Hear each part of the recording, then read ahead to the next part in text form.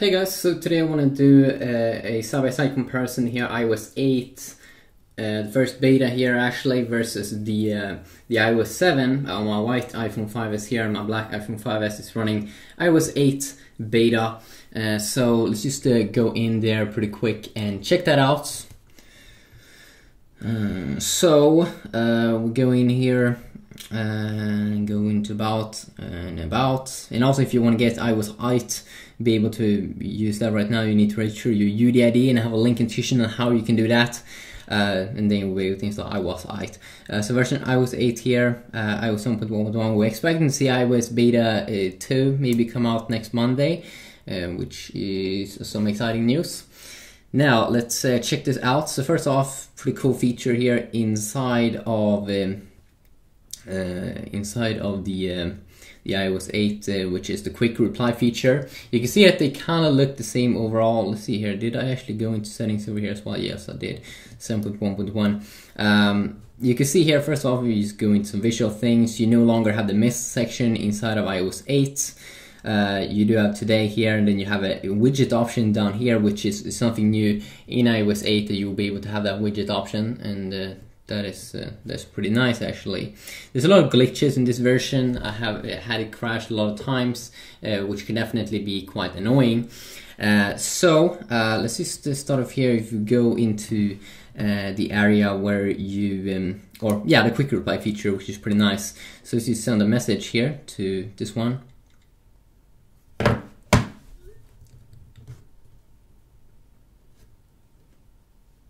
You'll get this option here to quick reply without having to open up the full app. And you'll be able to see actually here, it also works on the lock screen.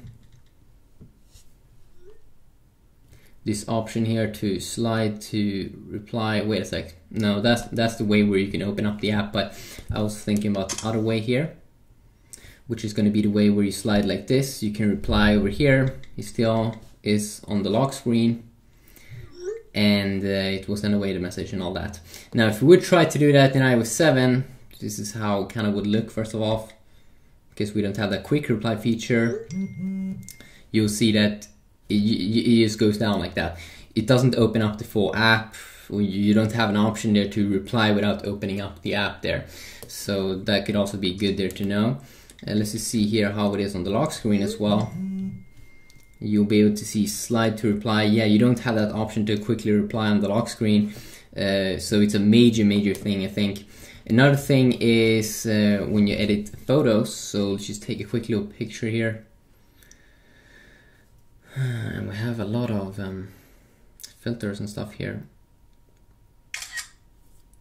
And let's also just take a picture here with the other device. Sweet. So let's just go into the photo section and go down to today on both. And when we tap on edit on both here, you do have a lot of similar options, but there are some new additions here too. iOS 8, and that is light and color things that you'll be able to tweak here, like brightness, contrast, exposure, highlight, shadows, and colors also. So that's a major thing. It's just so many more things you can edit. So a really nice update there. Most other things there is kind of the same. So that could be good there to know. Some updates, of course, in the camera software is, of course, compared to something that we didn't have in iOS 7, is this kind of timer, 3 or 10 second timer, and then it will like burst off 11 pictures. And then, of course, we do have this little thing, exposure little thing, that after you have been set to focus, you can change the exposure. If you tap somewhere else, you have to edit the exposure if you want to have manual exposure. So that is some nice things. Of course, you also do have this time-lapse feature. If you do a long video and you go over things and you just want to have that time-lapse effect, you'll see it will go over everything pretty quick. So you can see here, you don't have this this kind of timer timer thing up here. You don't have this change exposure. You don't have this this time-lapse effect. So another thing here, of course, is this little health app here that you do get default, which should be able to track all kinds of things like sleep, inhaler usage if you use that, fat, food, heart rate, body mass, sugar, all kinds of interesting things here. And it looks pretty cool. You'll be able to sort it by day, week, month, or year. So definitely some nice things there. You do have a bug reporter here where you can report bugs because it's just a beta, so that's something. You have another little thing here which is being called Hey Siri. You'll be able to activate Siri immediately by saying Hey Siri. That's not something I can use right now because you need to have your device hooked in to power source, or else it will not work. But you can see here you don't get here voice activation, which is new in iOS 8. You also have Siri that will be able to identify songs. Siri, what song is playing? Let me listen. Siri, what song is playing? You're not listening to anything. So you can see this one can't identify that, while this one will try to like find that. Also, you can see the Siri is like when you're talking, it will come up like live text on the in iOS 8, and it doesn't come up in iOS 7. So that's also a new little thing there. You do have this battery usage section. So if I just go into, if I go down to general, go to usage, you'll be able to see that it's different here. Here it pop up all of the apps immediately, but here they redesigned it. So in battery usage, you will be able to see how much battery usage by percentage that some apps has been using. So you can see like settings, like GTA, how much battery that's been using. You couldn't see that in iOS 7. And if you want to see this section here, you need to go into manage storage, and then you will get kind of that section. Another little thing is, of course, in iMessage that you'll be able to just go in here, messages. If you go down to the bottom now, you have an option here, store messages. So if you want to delete messages after 30 days or 1 year, you can do that. Couldn't do that in iOS 7. You have a thing here when you're talking to people to go into details. You also be able to like lead conversations, and you have this do not disturb feature, something you didn't have in iOS 7. You have this thing where you can record a video or sound just by holding in like this, and it will talk and talk and talk and talk and talk, and you can just send that away. Let's see here, talk, send that away. And you have this like video thing here as well. If you just hold in, and you can start to record a video way in this little cool way here, and then you send that away. And you can see how cool it looks here, like the audio and the video doesn't look that cool here. You see here up that it's currently sending. Some other little things here is, yeah, you'll be able to have like cool alerts in the middle. Let's see here is how it looks. Yeah, it looks a little bit almost similar. But now if you get a message also, quick reply, if you go up to notifications,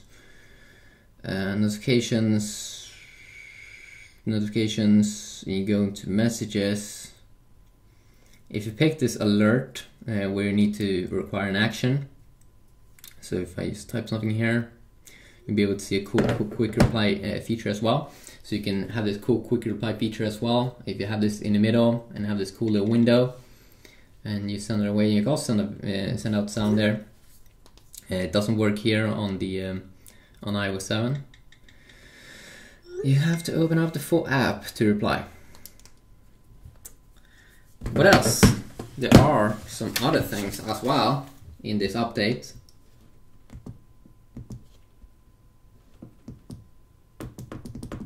Whoa, is this a glitch again?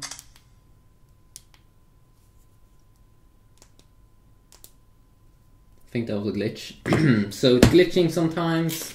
Definitely it is glitching. Yeah, as I said, the widget settings, Mail is a little bit different as well, that you'll be able to drag away messages. Wait a sec. It looks a little bit different. Flag, archive. But another little thing here is the weather app as well, which is different. So in the old version here you got like 5 days. Now you have like 9 days that you'll be able to see, and you can also see up to like 24 hours it seems. Here you only had 12 hours, so that is definitely a difference. You do have a spotlight that it's way better. You can search for like apps, music, movies and stuff.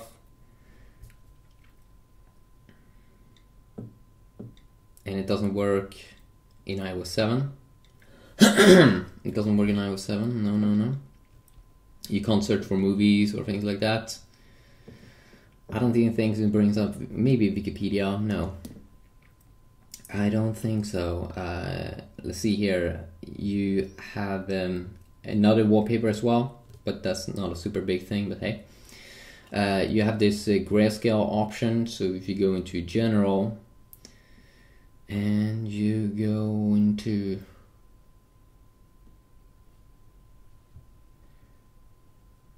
accessibility grayscale, so it will make everything gray for you. That's another little cool feature. Even games. You have actually a zoom update, so zoom here, if you can see how that looks. And just the science behind how this little thing works. I mean, I think it's a little bit complicated, but you know, it's zoom. Here the zoom looks totally different. Sorry. You have when you are in Safari, that you will be able to tap up here, go up like this and request a desktop site. You can see if you try to do that over here, you don't have that option. You will also be able to rearrange the icons a little bit in the sharing option. So you can see here you can't like change where they are. Here you can customize them, and you can also remove things that you don't want. And you can also do it down here. Let's see here. Yeah, when you're multitasking here, of course, that you'll be able to have your recent contacts here, and also maybe like your favorite contacts. You didn't have that in iOS 7, so you can tap on it and you can quickly do things like call, FaceTime, and whatever. Another thing that I did see was the visual clock update. So if you do go into the clock app, you can see that it's a little bit different. The kind of like the sign, not major, but around the stop and the lap, it looks a little bit different. So yeah, just wanted to make this quick little video. Hopefully you did enjoy, and there are probably things that I did miss, but hey, it was fun.